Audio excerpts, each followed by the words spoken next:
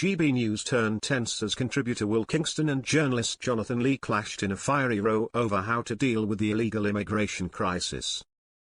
Jonathan was speaking on Alex Armstrong's show on GB News after Sir Keir Starmer promised to smash the gangs that smuggle people across the English Channel. What's more, the number of asylum seekers housed in government hotels has risen in the first year under the Labour government, piling further pressure on the Prime Minister. A string of violent protests erupted over the summer after more than 25,000 people crossed the English Channel to the UK in 2025. Meanwhile, Reform UK leader Nigel Farage declared that, "We're letting in criminals disguised as asylum seekers."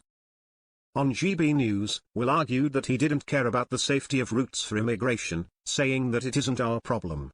End of story. Jonathan then shot back, "Who is our, by the way? Why do you always use the first person plural?" Will replied, "This is a problem that Western civilization is facing." Jonathan then said, "Do you mean just white people?" Will then argued that Western civilization included most of Europe and Australia and that these countries are falling for the same mass migration problem and not securing their borders. In the comments section, one viewer at home said, "Safe legal routes? How about no route?" Another also similarly said, "Why are Western countries, built by white people, obliged to take in the world? Why is diversity only applicable to white countries? Why not support improving other nations instead of destroying ours with cultures that will never be compatible?" Another GB News fan also commented, "If you can't look after every single person in your country, you have no right to allow any migration."